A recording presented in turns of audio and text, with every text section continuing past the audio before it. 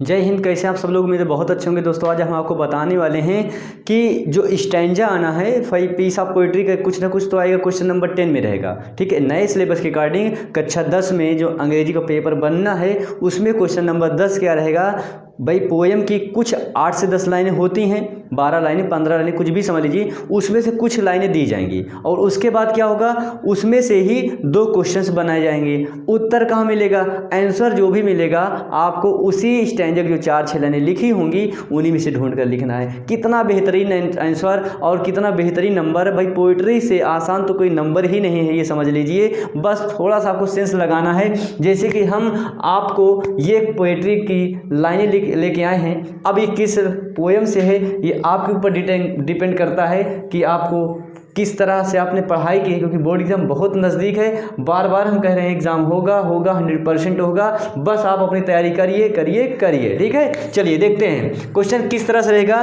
Question किस पे रहेगा? क्वेश्चन नंबर 10 रहेगा पोयम से रहेगा, मीन्स कविता से रहेगा। क्या रहेंगे, 4-6 लाइनें दी होंगी, उससे केवल और केवल 2 क्वेश्चन पुटअप कराए जाएंगे और दोनों क्वेश्चन आपके 2-2 नंबर के रहेंगे, यानी 2-2 मार्क्स दोनों मिलने हैं, हो गए टोटल 4। ठीक है, अब इसके बाद जो 11वां क्वेश्चन रहेगा वो आपको सेंट्रल आइडिया लिखिए और चाहे 4 लाइन पोएम लिखिए, पर 4 लाइन पोएम वही लिख सकते हैं जो ऊपर जो क्वेश्चन नंबर 10 आएगा वो पोएम नहीं लिख सकते हैं जो आपको कि पेपर में दिया होगा। ऐसे साफ साफ वो मना करेगा। चलिए इस पे आते हैं।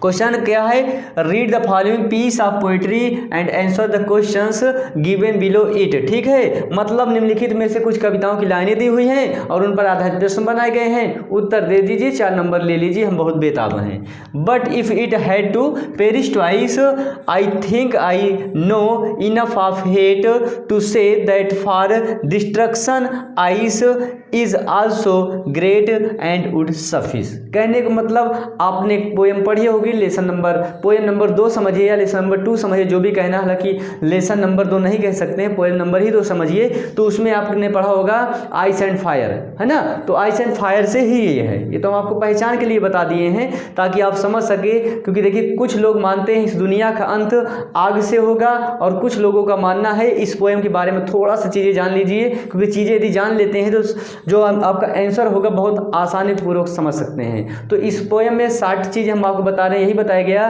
कि इस दुनिया का विनाश या तो आग से होगा या इस दुनिया का विनाश पानी से होगा।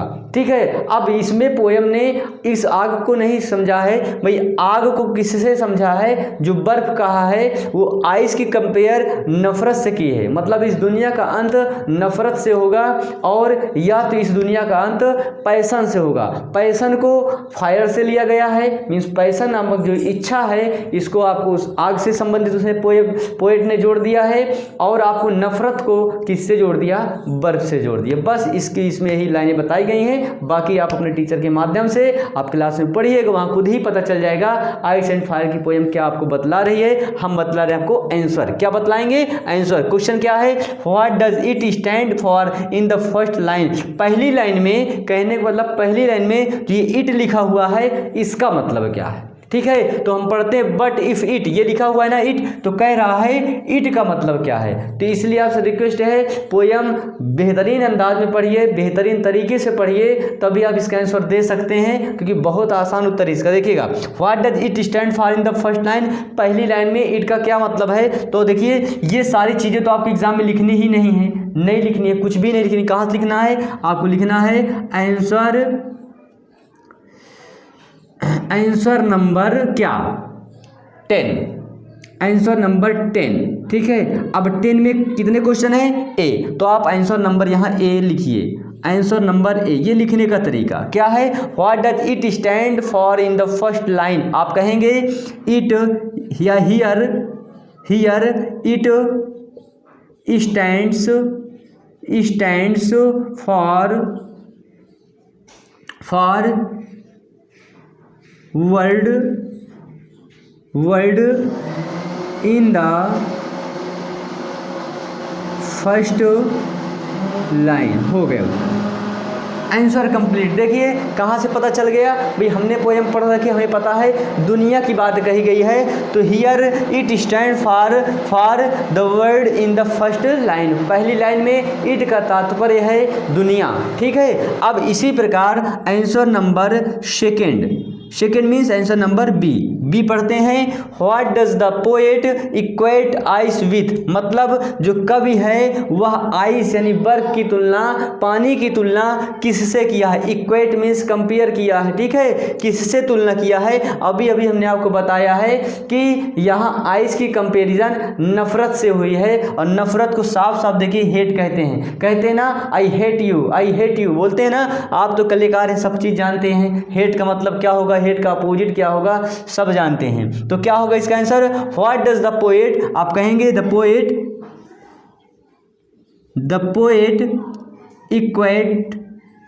इक्वेट्स